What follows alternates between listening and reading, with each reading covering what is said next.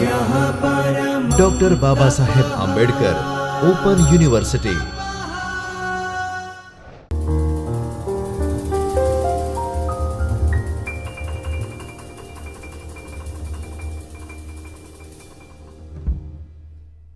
નમસ્કાર, doctor Baba Saheb Ambedkar open યુનિવર્સિટીના ચૈતન્ય સ્ટુડિયોમાં હું ડૉક્ટર દીપ્તિબા ગોહિલ આપનું હાર્દિક સ્વાગત કરું છું। વિદ્યાર્થી મિત્રો, આજે આપણે વાત કરીશું જાહેર વહીવટના ખ્યાલ વિશે, જાહેર વહીવટનો અર્થ, જાહેર વહીવટનો ઉદ્ભવ અને તેના વિકાસની વિગતવાર સમજૂતી આજના આ વિડીયો લેક્ચરના માધ્યમથી આપણે સમજીશું। સમગ્ર મારું જે આ વિડીયો લેક્ચર છે એની રૂપરેખા આ પ્રકારે રહેશે।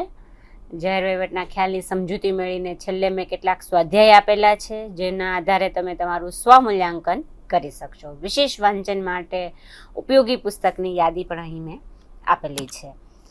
આ એકમના અભ્યાસ બાદ તમે જાહેર વહીવટની વિભાવના સમજશો અને જાહેર વહીવટનો ઉદ્ભવ અને વિકાસ કઈ રીતે થયો તેની વિગતવાર સમજૂતી તમે પ્રાપ્ત કરશો। આધુનિક શાસન વ્યવસ્થામાં જાહેર વહીવટ ખૂબ અગત્યનું કેન્દ્રબિંદુ છે।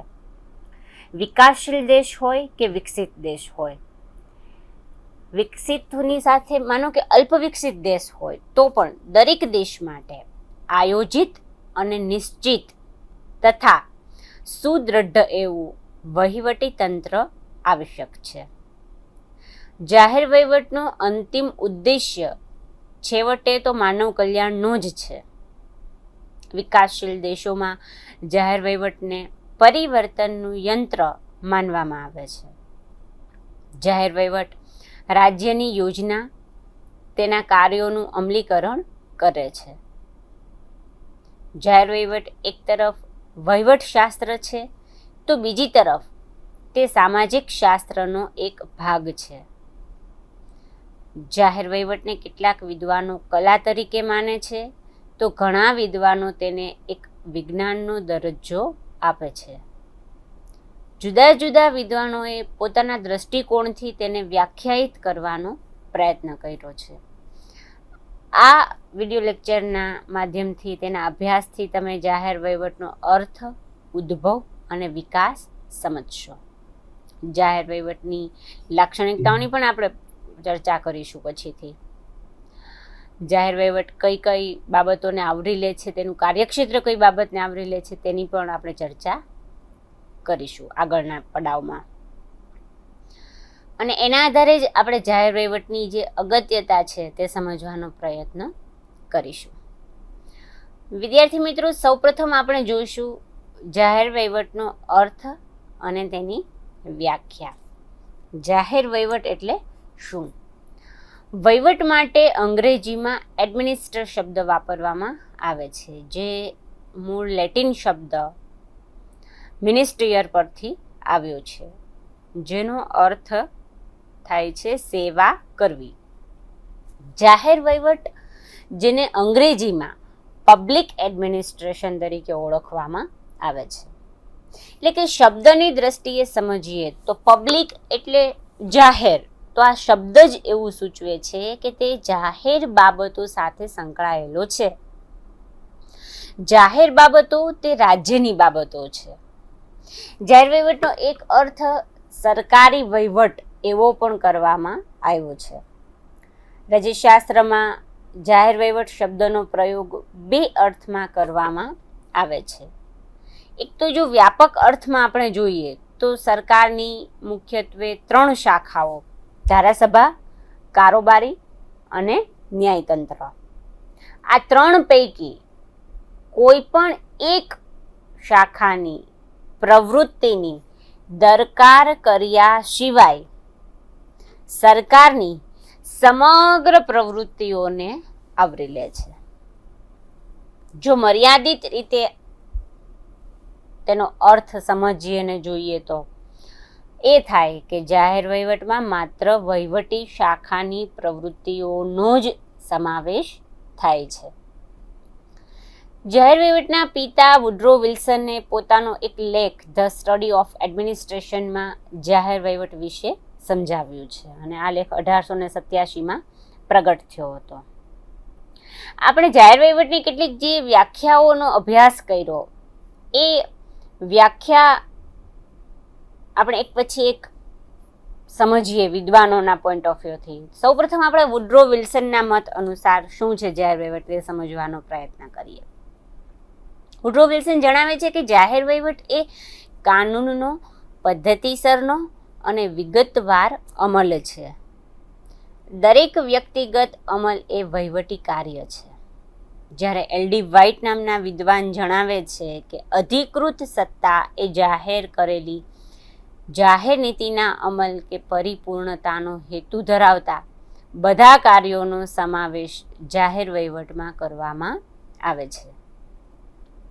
ડી વાલ્ડો નામના વિદ્વાન જાહેર વહીવટની વ્યાખ્યા આપતા જણાવે છે કે જાહેર વહીવટ રાજ્યની બાબતોમાં લાગુ પાડવામાં આવેલી વ્યવસ્થાની કલા અને તેનું વિજ્ઞાન છે. જ્યારે એચ સાયમન નામના વિદ્વાન વ્યાખ્યા આપતા જણાવે છે કે સામાન્ય અર્થમાં જાહેર વહીવટ એટલે કેન્દ્ર, રાજ્ય અને સ્થાનિક સરકારોની વહીવટી શાખાઓની પ્રવૃત્તિઓ. હાર્વે વોકર નામના વિદ્વાન જાહેર વહીવટની વ્યાખ્યા આપતા જણાવે છે કે કાનૂનના અમલ માટે સરકાર દ્વારા કરવામાં આવતા કાર્યો એટલે જાહેર વહીવટ. વિલોગબી નામના એક વિદ્વાન છે અને એ જાહેર વહીવટની વ્યાખ્યા આ રીતે આપે છે કે જાહેર વહીવટ એ માત્ર કારોબારી શાખાના કાર્યો કરે છે.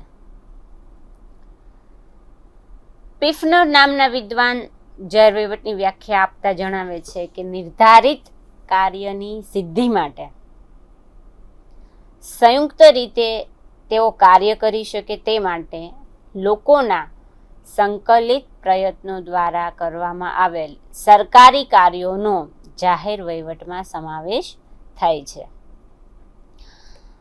વહીવટી બાબતના સંદર્ભમાં વહીવટ એ જાહેર સ્વાસ્થ્ય કે પુલોની રચના જેવા વિશિષ્ટ કે ખૂબ જ ટેકનિકલ કાર્યોને આવરી લે છે. તેઓના કાર્યોને લીધે કંઈક વ્યવસ્થા અને કાર્યક્ષમતા જન્મે તે માટે હજારો લાખો કર્મચારીઓના કાર્યોના સંગઠન, સંચાલન અને નિરીક્ષણનો સમાવેશ તે કરે છે. તો આમ આપણે જાહેર વહીવટ વિશે જે વિવિધ વિદ્વાનોની જે વ્યાખ્યા છે, તેમના જે દ્રષ્ટિકોણ છે તે સમજવાનો પ્રયત્ન કર્યો અને આ તમામ વ્યાખ્યાઓના આધારે આપણે કેટલાક બિંદુઓ તારવી શકીએ જાહેર વહીવટના વિભાવનાના એના ખ્યાલના સંદર્ભમાં. કે જાહેર વહીવટ એ સરકારી વહીવટ છે જેમાં જાહેર અમલદારશાહી કેન્દ્રમાં છે. જાહેર વહીવટનું ધ્યેય રાજ્યની નીતિ અને ધ્યેયોને કાર્યાન્વિત કરવાનું છે. જાહેર વહીવટમાં આયોજનથી લઈને તેના અમલીકરણ સુધીની પ્રવૃત્તિઓ બૌદ્ધિક, વૈજ્ઞાનિક અભિગમથી તેને ઉપયોગમાં લેવાની થાય છે. આમ જાહેર વહીવટ એટલે રાજ્યની નીતિ તથા ધ્યેયના અમલના કાર્યને નજર સમક્ષ રાખીને સભાનપણે હાથ ધરવામાં આવતી સહકારી તથા બૌદ્ધિક પ્રવૃત્તિઓનો અભ્યાસ કરતું શાસ્ત્ર એટલે જાહેર વહીવટ. વહીવટના એક પાસા તરીકે જ્યારે જાહેર વહીવટનો વાત અને વિચાર કરીએ છીએ તો જાહેર વહીવટનો એક એવો પ્રકાર છે કે જેનું ફલક ચોક્કસ રાજકીય માળખાની અંદર છે. તે એક એવું સાધન છે જેના દ્વારા રાજકીય નિર્ણય કરનારાઓ દ્વારા લેવામાં આવેલા નીતિ વિષયક નિર્ણયોનો અમલ થાય છે. જાહેર વહીવટમાં ઘણી બધી બાબતોનો સમાવેશ થાય છે, જેમ કે નિર્ણય લેવો, કાર્યનું આયોજન, ઉદ્દેશોનું નિર્ધારણ, સહકારી કાર્યક્રમો માટે ભંડોળ તથા જાહેર સમર્થન પ્રાપ્ત કરવાના હેતુથી કાર્ય કરવું, કર્મચારીઓના નિર્દેશ, તેની દેખરેખ, તેને નેતૃત્વ પૂરું પાડવું, સંદેશા વ્યવહારનું આદાન પ્રદાન કરવું, કાર્ય પદ્ધતિનું નિર્ધારણ કરવું વગેરેનો સમાવેશ થાય છે. તો જાહેર વહીવટને જો આપણે સામાજિક શાસ્ત્રોની માફક એક શાસ્ત્ર હોવાથી જુદા જુદા વિદ્વાનોએ તેને પોતાની રીતે સમજાવવાનો પ્રયત્ન કર્યો છે. સ્વાભાવિક છે કે અભિપ્રાયોમાં મતભેદ કે સામ્યતા હોય. જાહેર વહીવટને કેટલાક વિદ્વાનો કલા માને છે તો કેટલાક વિદ્વાનો તેને વિજ્ઞાન કહે છે. જાહેર વહીવટના અભ્યાસનો ઉદ્ભવ અને વિકાસની હવે આપણે વાત કરીશું. જાહેર વહીવટ એક પ્રવૃત્તિ તરીકે પ્રાચીન છે. આમ છતાં વૈજ્ઞાનિક રીતે તેના અભ્યાસની શરૂઆત ક્યારે થઈ તેવો પ્રશ્ન સ્વાભાવિક રીતે તમારા મનમાં અત્યારે ઉદ્ભવતો હશે. પ્રાચીન સમયમાં તો એક યા બીજી રીતે વહીવટની ગતિવિધિઓ અને ક્રિયાકલાપો વિશે લખાયેલું છે. ચીનમાં કન્ફ્યુશિયસના લખાણોમાં વહીવટી કહેવતો સારા પ્રમાણમાં આપણને જોવા મળે છે. પ્રાચીન ભારતમાં રામાયણ અને મહાભારતમાં રાજકીય વિચારોની સાથે સાથે વહીવટી વિચારો પણ સમાયેલા જોવા મળે છે. પ્રાચીન જે ગ્રીક વિચારકો આપણા હતા, જેમ કે સોક્રેટિસ હતા, પ્લેટો હતા, તો એમણે પણ તેનો ઉલ્લેખ કરેલો જોવા મળે છે. મધ્યકાલીન સમયમાં ઇટાલીના જે સુપ્રસિદ્ધ એવા વિચારક એક જે થઈ ગયા, જેનું નામ હતું મેકિયાવેલી. તો મેકિયાવેલીએ પોતાનો સુપ્રસિદ્ધ ગ્રંથ ધ પ્રિન્સમાં શાસન અને વહીવટની કળાઓનું વર્ણન કરેલું જોવા મળે છે. ભારતમાં પણ કૌટિલ્યના અર્થશાસ્ત્રમાં તેની ઝાંખી સરસ રીતે જોવા મળે છે. આમ છતાં આપણે એવું કહી શકીએ કે 17મી સદી સુધી જાહેર વહીવટ શબ્દનો પ્રયોગ એટલો પ્રચલિતમાં આવ્યો ન હતો. 18મી સદીના અંત સમયમાં હેમિલ્ટને ફેડરાલિસ્ટમાં જાહેર વહીવટને વ્યાખ્યાયિત કરવાનો સૌપ્રથમ વાર તેણે પ્રયત્ન કર્યો તેવું આપણે કહી શકીએ. અને એ જ સંદર્ભમાં એક ગ્રંથ લખાયેલો હતો, the principles the administration public, અને એમાં જાહેર વહીવટ સંબંધિત એ લેખ લખાયેલો હતો. 1812માં ફ્રાન્સમાં તે અલગ ગ્રંથ તરીકે પ્રકાશિત કરવામાં આવ્યો હતો. અમેરિકામાં જાહેર વહીવટ અભ્યાસની શરૂઆત થઈ હતી. જાહેર વહીવટનો એક સ્વતંત્ર શૈક્ષણિક વિદ્યાશાખા તરીકે જન્મ 19મી સદીમાં થયો અને વુડ્રો વિલ્સને ધ સ્ટડી ઓફ એડમિનિસ્ટ્રેશન નામના પોતાના લેખથી જાહેર વહીવટને એક સ્વતંત્ર શાસ્ત્ર તરીકે વિકસવાની શરૂઆત કરી.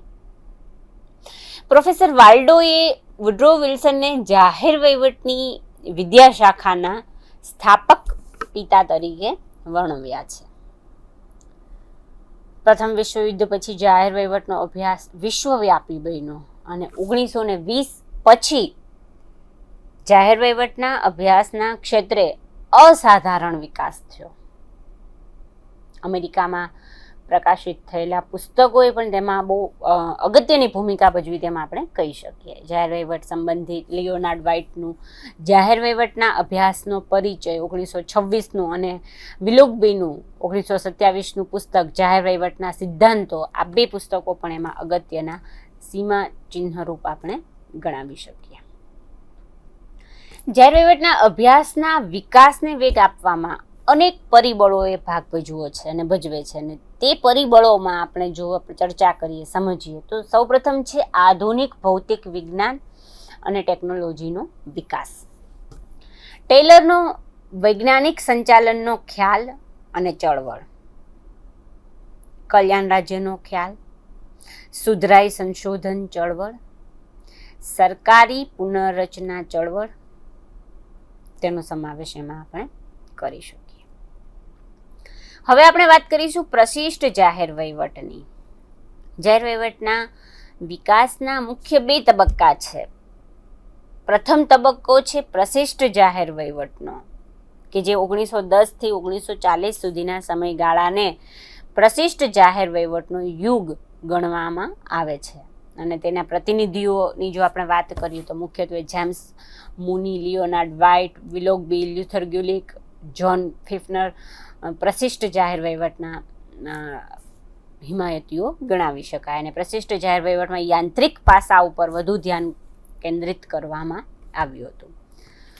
રાજ્ય વહીવટના શાસ્ત્રને સંપૂર્ણપણે વસ્તુલક્ષી બનાવવાનો આદર્શ રાખવામાં આવતો હતો. ને આ પ્રશિષ્ટ જાહેર વહીવટ મુખ્યત્વે કઈ બાબતો ભાર આપતો હતો એની પણ હવે આપણે સમજૂતી પ્રાપ્ત કરીએ. સૌપ્રથમ છે રાજ્યશાસ્ત્ર અને જાહેર વહીવટનું વિભાજન, કારણ કે બંને અલગ અલગ છે. Political science and public administration. Number 2 યાંત્રિક તંત્ર રચના. નંબર 3 ઔપચારિક તંત્ર રચના. નંબર 4 અવૈયક્તિક તંત્ર રચના. નંબર 5 વહીવટી સંચાલન. નંબર 6 ધ્યેય, કરકસર અને કાર્યક્ષમતા. નંબર 7 સત્તાવાદ. આમ આ પ્રશિષ્ટ જાહેર વહીવટમાં વહીવટના યાંત્રિક, ઔપચારિક અને અવૈયક્તિક પાસાઓ ઉપર ભાર આપવામાં આવ્યો હતો. હવે આપણે વાત કરીશું અર્વાચીન જાહેર વહીવટની, કે અર્વાચીન જાહેર વહીવટ નો શરૂઆત ક્યારે થઈ, એનો સમયગાળો શું. મોટાભાગે તો 1940 પછીના સમયગાળાને અર્વાચીન જાહેર વહીવટનો સમયગાળો કહેવામાં આવે છે. વાદ વિવાદો અને સૈદ્ધાંતિક સંઘર્ષોમાંથી જાહેર વહીવટના અર્વાચીન સ્વરૂપનો જન્મ થયો છે, એમાં આપણે કહી શકીએ. અર્વાચીન રાજ્ય વહીવટનો વૈયક્તિક અને અનૌપચારિક પ્રક્રિયા તરીકે અભ્યાસ કરવાની શરૂઆત કરી. અર્વાચીન રાજ્ય વહીવટના ઘડતર અને વિકાસમાં John Millett, John Gaus, Mary Follett, Elton Mayo, Chester Barnard, Marshall Dimock, William Mosher, Waldo Simon, Paul Appleby વગેરે વહીવટી શાસ્ત્રોનો ફાળો ખૂબ અગત્યનો છે તેમ આપણે કહી શકીએ. અર્વાચીન રાજ્ય વહીવટના મુખ્ય જે પ્રવાહો છે એની આપણે થોડીક સમજૂતી મેળવીએ અને ચર્ચા કરી લઈએ. તો રાજ્યશાસ્ત્ર અને રાજ્ય વહીવટના પ્રણાલીગત વિભાજનનો ત્યાગ, તંત્રને બદલે કાર્ય ઉપર ભાર, અનૌપચારિક તંત્ર, વહીવટમાં માનવીય તત્વ, સામાજિક અને આર્થિક વાતાવરણની અસર, એ પણ બહુ અગત્યની વાત છે. વિશાળ ધ્યેયો આપણે એમાં એક અગત્યનો મુદ્દો આપણે કહી શકીએ. સત્તાવાદનો ત્યાગ. તો આમ આપણે એવું કહી શકીએ કે આજે જાહેર વહીવટ માંથી અન્ય શાસ્ત્રો કે શાખાઓ ઉપસીને બહાર આવેલી જોવા મળે છે. જેમ કે આપણે વાત કરીએ તો વ્યવસ્થા શાસ્ત્ર, એવી જ રીતે જાહેર કાર્મિક વહીવટ, પર્સોનલ એડમિનિસ્ટ્રેશન જેને આપણે અંગ્રેજીમાં કહીએ છીએ કાર્મિક વહીવટ, સ્થાનિક વહીવટ લોકલ એડમિનિસ્ટ્રેશન, નાણાકીય વહીવટ ફાઇનાન્શિયલ એડમિનિસ્ટ્રેશન, તુલનાત્મક વહીવટ કમ્પેરેટિવ એડમિનિસ્ટ્રેશન અને સમાજ કલ્યાણ વહીવટ અને એવી રીતે આંતરરાષ્ટ્રીય વહીવટ. તો અત્યાર સુધી જાહેર વહીવટના ભાગરૂપ ગણાતા આ બધા જ વિષયી ક્ષેત્રો હવે ધીમે ધીમે સ્વતંત્ર શાસ્ત્રો તરીકે સ્વીકૃતિ પામીને વિકાસ પામી રહ્યા છે. વિશિષ્ટીકરણના પ્રવાહોને કારણે અર્વાચીન જાહેર વહીવટની નૂતન ક્ષિતિજો હવે વિસ્તરી રહી છે તેમ આપણે કહી શકીએ. વિદ્યાર્થી મિત્રો, અહીંયા આગળ આપણે સમજૂતી જે પ્રાપ્ત કરી તેના સંદર્ભે અહીંયા એક સ્વાધ્યાય આપેલો છે કે જાહેર વહીવટનો અર્થ આપી તેનો ઉદ્ભવ અને વિકાસ વિગતવાર સમજાવો. આ વિડીયો લેક્ચરના માધ્યમથી અને સ્ટડી મટીરિયલ્સના માધ્યમથી તમારા સંદર્ભ ગ્રંથોના વિશેષ વાંચનથી તમે આ પ્રશ્નનો જવાબ તમારી અનુકૂળતાના સમયે આપવાનો પ્રયત્ન કરજો અને તમારું સ્વમૂલ્યાંકન કરવાનો પ્રયત્ન કરજો. જ્યાં સમજાય નહીં, અટકો ત્યાં ફરી પુનઃ વાંચન, પુનઃ આ વિડીયોને જોઈને તમે સમજૂતી પ્રાપ્ત કરવાનો પ્રયત્ન કરો. વિશેષ વાંચન માટે અહીંયા કેટલાક સંદર્ભ ગ્રંથો પણ મેં આપેલા છે. હવે પછીના લેક્ચરમાં આપણે જાહેર વહીવટના લક્ષણો અને એની અગત્યના અને કાર્યક્ષેત્રના સંદર્ભમાં વિગતવાર સમજૂતી પ્રાપ્ત કરીશું. તંદુરસ્ત સ્વાસ્થ્યની આપ સૌને શુભકામનાઓ. ધન્યવાદ. નમસ્કાર. स्वाध्यायः